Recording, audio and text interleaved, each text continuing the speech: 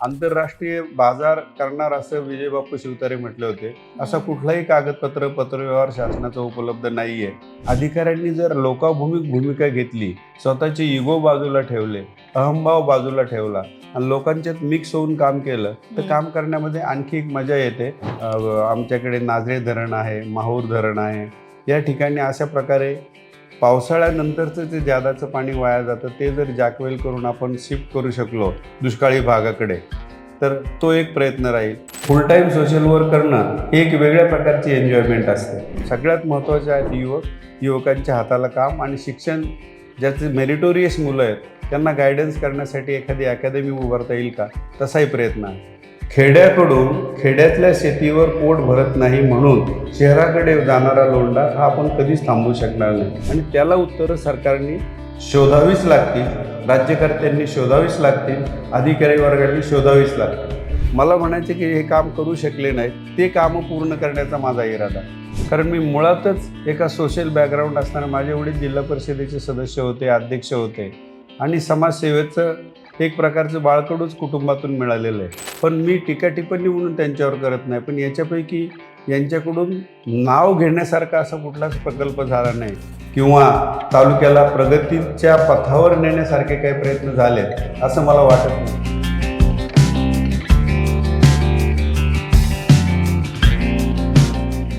नमस्कार, मी मयुरी. जत्रा लोकशाहीची चर्चा पुरंदर विधानसभेची. सध्या आपण आहोत पुरंदर तालुक्यामध्ये आणि आपल्यासोबत आहेत महायुतीचे अजित पवार यांच्या राष्ट्रवादीचे उमेदवार संभाजीराव झेंडे. झेंडे साहेब नमस्कार आणि खूप खूप स्वागत तुमचं आमच्या विशेष भारीमध्ये. सगळ्यात सुरुवातीला कसा सुरू आहे प्रचार? प्रचार आता शिगेला पोहोचलेला आहे. खरं म्हटलं तर विधानसभेच्या निवडणुकीसाठी प्रचाराचा निवडणूक आयोगाकडून खूपच कमी वेळ देण्यात येतो. त्या मानानं लोकसभेला याच्या खूप जवळपास तिप्पट वेळ होता. कारण लोकसभेचं मतदानच 1 महिना चालू होतं. म्हणजे पहिली फेज आणि लास्ट फेज याच्यामध्ये जवळपास 30 दिवसाचं अंतर होतं. त्याच्यामुळं आपोआपच लास्ट फेजच्या लोकांना तर 30 दिवस एक्स्ट्रा मिळाले आणि पहिली फेज ही जवळपास 30 दिवसानंतर सुरू झाली. पण यावेळेला प्रचाराला केवळ आणि केवळ 13 ते 14 दिवस मिळालेले आहे. अच्छा, हा कमी कालावधी वाटतो प्रचारासाठी? अतिशय कमी कालावधी आहे, कारण 4.5 लाख मतदार आहे. माझा मतदारसंघ नऱ्यापासून निरेपर्यंत आणि पश्चिम बाजूला गराड्यापासून रिशेपिशे नावाचं आमचं बारामती तालुक्याच्या बॉर्डरला पूर्वेला गाव आहे, तिथपर्यंत पसरलेलं आहे. ह्या सर्व लोकांपर्यंत 10-12 दिवसात पोहोचणं प्रॅक्टिकली सगळ्याच पक्षाच्या उमेदवारांना इम्पॉसिबल आहे, पण आम्ही प्रयत्न करतोय. काय काय अडचणी येतात अशा वेळी, ज्यावेळेस एका उमेदवाराला खूप कमी कालावधी दिला जातो किंवा मिळतो? काय अडचणी येतात? अडचणी येतात म्हणजे तुम्हाला प्रत्येक गावामध्ये जाऊन, ज्याला आम्ही घोंगडी बैठक असं समजतो किंवा बैठक समजतो, त्या बैठकीमध्ये जाऊन आपले मुद्दे व्यवस्थितरित्या शांतपणे मांडण्यास हा फार कमी कालावधी मिळतो आणि घाईत मिटिंगा घ्याव्या लागतात आणि पुढच्या गावांना जावं लागतं. आणि प्रत्येक गावाची अशी अपेक्षा असते की साधारण उमेदवाराने आपल्याकडे एकदा तरी यावं, परंतु ह्या 12-13 दिवसात एवढी 150 गावं आणि 200 वाड्या एवढ्या कव्हर करणं हे प्रॅक्टिकली इम्पॉसिबल होतं. अच्छा, आपल्याला सगळ्यांना माहिती असेल की संभाजीराव झेंडे हे माजी सनदी अधिकारी आहेत. मला सांगा, काय सगळ्यात जास्त तुम्हाला आवडते किंवा कुठली फेज जास्त आवडते सध्या, राजकारण समाजकारण की अधिकारी असताना? नाही, अधिकारी असताना सुद्धा सारा समाजकारण करता येतं.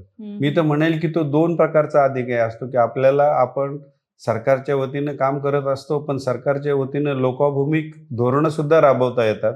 शेवटी सरकारमध्ये धोरणं ठरवण्याचा अधिकार हा लोकप्रतिनिधींना असतो, विधानमंडळाला असतो, सरकारला असतो, पण ते राबवण्याचं काम शेवटी अधिकाऱ्यांच्याच हातामध्ये असतं.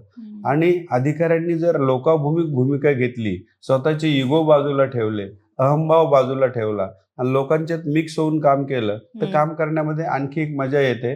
परंतु त्याला तुमचं बॅकग्राऊंड तसं सोशल असावं लागतं. तुमचं थिंकिंग सेटअप किंवा तुमची वैचारिक बैठक ही सामाजिक विषयाची असावी लागते. अच्छा, नक्कीच. असं म्हणतात की प्रशासकीय अधिकारी कायम एका तोऱ्यात असतात किंवा एका आविर्भावात असतात. यापासून तुम्ही स्वतःला कसं लांब ठेवता? नाही, मी लांब ठेवतो याचं कारण माझ्यावर झालेले कुटुंबातील संस्कार. कारण मी मुळातच एका सोशल बॅकग्राऊंड असताना माझे वडील जिल्हा परिषदेचे सदस्य होते, अध्यक्ष होते आणि समाजसेवेचं एक प्रकारचं बाळकडूच कुटुंबातून मिळालेलं आहे. त्यामुळं तोरा, इगो, ज्याला इंग्लिशमध्ये इगो म्हणतात, तशा प्रकारचं मी सर्व्हिसमध्ये असतानाही मला कधी आलं नाही. फार मोठं प्रचंड मोठ्या प्रमाणावर मला सर्कल फ्रेंड्सचं जमवता आलं आणि वेगवेगळ्या क्षेत्रातल्या लोकांशी त्याच्यामुळे मला संवाद साधता आला आणि तो मी एक संधी म्हणून घेतली आणि खुर्चीचा आपण गुर्मी तुम्ही म्हणताय ती न ठेवली आणि सर्वसामान्यपणे वागलो आणि उलट खुर्चीचा उपयोग सर्वसामान्य लोकांच्या सर्वसामान्य कामांसाठी केला तर उलट तुम्ही आणखी पॉप्युलर होता. नक्कीच आहे. IAS मधून निवृत्ती घेतल्यानंतर तुम्ही राजकारणात प्रवेश केला. का तुम्हाला असं वाटलं की आपण राजकारणात जावं? नाही, याला 2 कारणं आहेत. मी स्पष्टपणे थोडं सांगू इच्छितो की माझे वडील हे राजकारणातच होते आणि आदरणीय शरद पवार साहेब हे देशाचे एक मोठं नेतृत्व आहे आणि त्यांच्या संपर्कातच ते होते किंवा त्यांच्याच पक्षामध्ये ते काम करत होते. म्हटलं तर त्यांच्याशी ज्यावेळी चर्चा झाली त्यावेळी त्यांनी हा एक ऑप्शन दिला की दुसरं काही पुन्हा सरकारी जॉब, पोस्ट रिटायरमेंट जॉबही असतात ते करण्याऐवजी समाजकारण केलं, राजकारण केलं तर आपण लोकांच्या उपयोगी पडू शकतो. आपल्या अनुभवाचा फायदा आपल्या तालुक्यातील जनतेला, गोरगरीब जनतेला, अननुभवी जनतेला, कमी शिकलेल्या लोकांना तो अनुभव आपण देऊ शकतो. हे मुख्य कारण ठरलं. नक्कीच आहे. आधी IAS अधिकारी आणि आता राजकारण. कुठली फेज एन्जॉय करता आणि कुठली फेज मला खूप चांगली वाटते असं तुम्हाला वाटतं? IAS अधिकारी हे म्हणजे तुम्ही स्वतःची नोकरी स्वतःसाठी, स्वतःच्या कुटुंबासाठी एक प्रकारे करता. दरम्यानच्या काळात तुमच्या हातून सोशल वर्क करण्याची इच्छा असेल ते होत असतं. पण फुल टाईम सोशल वर्क करणं हे एक वेगळ्या प्रकारची एन्जॉयमेंट असते. कारण त्याच्यामध्ये तुम्ही कुठल्याही अपेक्षा न ठेवता लोकांसाठी काहीतरी करायचं आहे आणि उरलेलं आपलं ॲक्टिव्ह लाईफ त्याच्यासाठी घालवायचं आहे. हा एक त्याच्यामधला हेतू आहे. पण समाजसेवा करत असताना आपण विधानसभेच्या रिंगणात उतरावं असं कधी वाटलं? नाही, आता naturally so as I told की माझी फॅमिली पॉलिटिक्समध्येच आहे बरोबर. आणि मागच्या वेळेलाही मला तशी संधी उपलब्ध झाली होती. पण काही राजकारणामध्ये बऱ्याचशा वेळेला युत्या होतात, कोॲलिशन्स होतात. त्या कोॲलिशनच्या काही धर्मामुळं मला मागच्या वेळी थांबावं लागलं होतं. यावेळी आदरणीय अजितदादांनी संधी दिली त्यामुळे मी कॉन्टेस्ट करतोय. अच्छा. आता तुम्ही इथले उमेदवार आहात. पुरंदरमधून तुम्ही विधानसभा लढवताय. पुरंदरच्या जनतेसाठी तुमचं काय विजन आहे? बेसिकली आमचा तालुका हा DPAP किंवा ड्रॉट प्रोन एरिया तालुका आहे, दुष्काळी तालुका आहे. याच्यामध्ये सगळ्यात महत्त्वाचा काय प्रश्न असेल तर तो शेतीच्या पाण्याचा आहे आणि सुदैवानं गुंजवणीसारखा एक प्रकल्प आहे ज्याची सुरुवात बऱ्याच झाली, कामही बरंच झालेलं आहे. तो पूर्ण करण्याकडे माझा कल राहील आणि ज्या ज्या ठिकाणी आमचे ऑलरेडी सध्याचे धरणं आहेत त्या धरणांमधला गाळ काढून त्याची कपॅसिटी वाढवणं. आमच्याकडे नाझरे धरण आहे, माहूर धरण आहे. या ठिकाणी अशा प्रकारे पावसाळ्यानंतरचं जे जादाचं पाणी वाया जातं ते जर जॅकवेल करून आपण शिफ्ट करू शकलो दुष्काळी भागाकडे तर तो एक प्रयत्न राहील. आणि सगळ्यात महत्त्वाचा युवकांच्या शिक्षणाचा आणि बेरोजगारीचा आहे. जे लोक शिक्षणापासून वंचित राहत आहेत त्यांच्यासाठी काय आणखी एखादं कॉलेज काढता येऊ शकतं का निरेसारख्या भागामध्ये, ते एक राहील. आणि दुसरं जेजुरी MIDC आहे जिथे 15 ते 20 हजार मुलं काम करतायत. म्हणजे 15 ते 20 हजार फॅमिलीचे दररोजचं ज्याला आपण म्हणतो प्रपंच त्याच्यावरती चालू आहे. तर सेकंड फेज ऑफ MIDC घेता येऊ शकेल का? आमच्याकडे राख आणि नावळी नावाची गाव आहे, तिकडं थोडीशी बरड जमीन मला म्हणता येईल की जी बागायती नाही, अशा ठिकाणी आणखी एखादी MIDC स्थापन करता येईल का याचा विचार माझ्या मनात प्रामुख्याने घोळत आहे. कारण सगळ्यात महत्त्वाचे आहेत युवकांच्या हाताला काम आणि शिक्षण. ज्याचे मेरिटोरियस मुलं आहेत त्यांना गायडन्स करण्यासाठी एखादी अकॅडमी उभारता येईल का, तसाही प्रयत्न आहे. आपण पाहिलंय की इथून मागचे 5 वर्ष इथून संजय जगताप आमदार राहिलेले आहेत, तिथून मागचे 10 वर्ष बापू शिवतारे राहिलेले आहेत. काय वाटतंय पुरंदर तालुक्याचा विकास कशा पद्धतीने झाला असता जर तुम्ही मागील आमदार असता? टीका टिप्पणी म्हणून म्हणे नव्हे, पण राजकारण आमदारांचं काम करण्याची पद्धती सुद्धा मी स्वतः जिल्हाधिकारी असताना 2 जिल्ह्यामध्ये 3 जिल्ह्यामध्ये मी जवळून पाहिलेली आहे. जे ॲक्टिव्ह आमदार असतात ते बरेचसे प्रकल्प आपल्या तालुक्यामध्ये ओढून नेऊ शकतात किंवा बरीचशी सामाजिक कामं करू शकतात. पण मी टीका टिप्पणी म्हणून त्यांच्यावर करत नाही, पण याच्यापैकी यांच्याकडून नाव घेण्यासारखा असा कुठलाच प्रकल्प झाला नाही किंवा तालुक्याला प्रगतीच्या पथावर नेण्यासारखे काही प्रयत्न झालेत असं मला वाटत नाही. हे मी केवळ त्यांच्यावर टीका टिप्पणी करण्याच्या भावनेतून म्हणणं होतं. ही जनसामान्याची जनतेची भावना आहे. निवळ एकमेकाला ज्याला आपण म्हणतो जी गोष्ट कधी घडलीच नाही.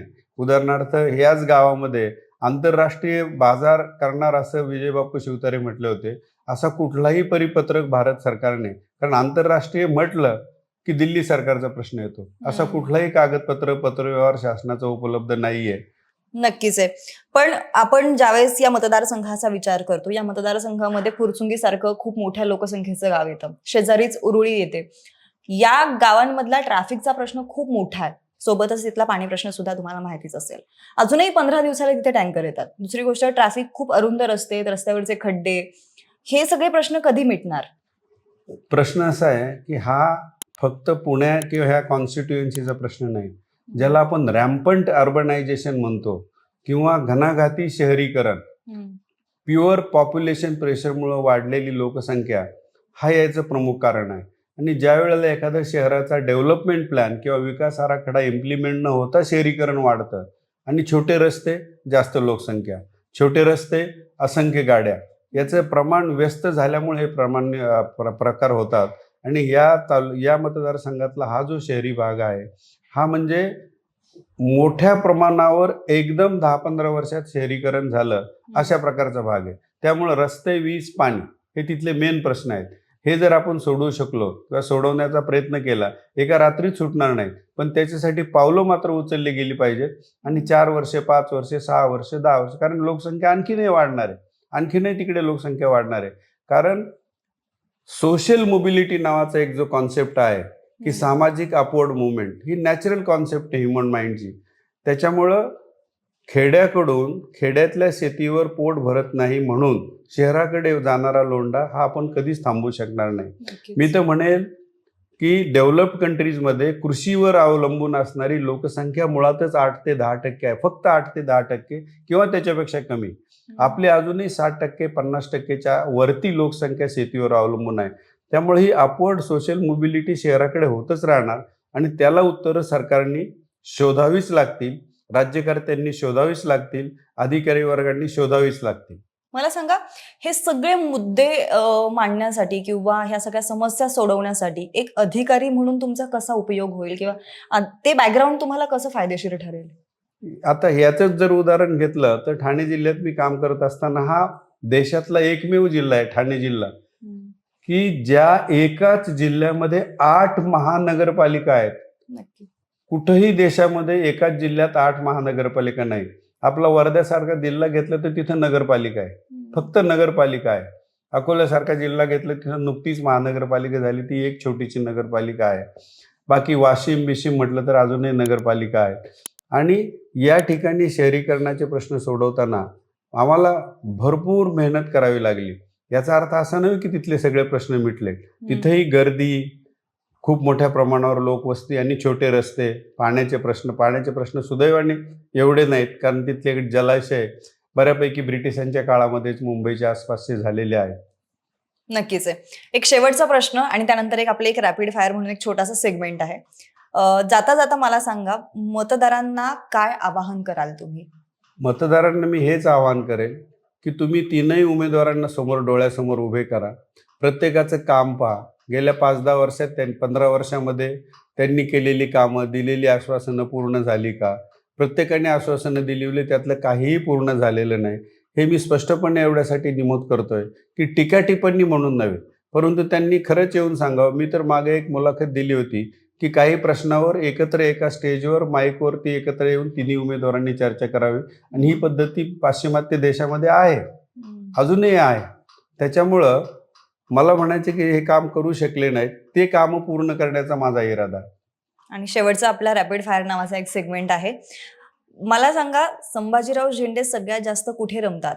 IAS अधिकारी असताना की आता राजकारणात? राजकारणापेक्षा म्हणेल की समाजकारणामध्ये. ओके. संभाजीराव झेंडे यांच्यावरती सगळ्यात जास्त कोणाचा प्रभाव आहे? अनिल लखीना की श्रीनिवास पाटील? श्रीनिवास पाटील. तुमचा आवडता नेता विलासराव देशमुख, शरद पवार की अजित पवार? शरद पवार आणि अजित पवार दोघेही. मागे वळून पाहिलं तर यापैकी कुठल्या फेजमध्ये तुम्हाला जास्त आवडेल जायला पुन्हा एकदा? बालपण, शिक्षण, नोकरीचा काळ की आता? शिक्षण. अच्छा. त्याच्या मागची काही कारण तुम्ही सांगू शकताय? शिक्षण करताना आता मी सांगू शकतो की मी अतिशय गरीब परिस्थितीतून शिक्षण घेतलेलं आहे. माझं SSC पर्यंतचं शिक्षण याच गावाच्या जिल्हा परिषद स्कूलमध्ये झालं. मग मी सडनली इंग्लिश मीडियम कॉलेजला BSc ॲग्री करण्यासाठी पुण्याच्या ॲग्रिकल्चर कॉलेजला मेरिटवरती गेलो. पुण्याच्या ॲग्रिकल्चर कॉलेजवरून मी MSc राहुरीला केलं. ती नॅशनल स्कॉलरशिप मिळवून केलं आणि त्याच्या आधारे मी MSc झालो. MSc झाल्यावर मी नोकरीत जॉईन झालो. माझ्याबरोबर माझे अनेक क्लासमेट, म्हणजे एकाच वेळी आम्ही 20-22 जण सिलेक्ट झालो होतो त्या बॅचमध्ये. आणि माझे 3-4 क्लासमेट याच माझ्याच जिल्ह्याला कलेक्टर म्हणून आले होते. हे करत असतानाच एकदा नोकरीत गेल्यावरही मी माझं LLBचं शिक्षण पूर्ण केलं. मी नाईट कॉलेज करून LLBचं शिक्षण पूर्ण केलं. अच्छा, नक्कीच. असे हे संभाजीराव झेंडे आता पुरंदर तालुक्यामधून लढतायत. इथं तिरंगी लढत होतीये. विजयबापू शिवतारे आहेत, संभाजीराव स्वतः झेंडे आहेत आणि दुसरे संजय काका जगताप सुद्धा आहेत. आता या लढतीमध्ये कोण बाजी मारणार, तुम्हाला काय वाटतं? तुमची मतं खाली आम्हाला कमेंट बॉक्समध्ये जरूर कळवा आणि अशाच प्रकारच्या इंटरेस्टिंग माहितीपूर्ण व्हिडिओसाठी विशेष भरीला आत्ताच सबस्क्राईब करा. धन्यवाद. धन्यवाद.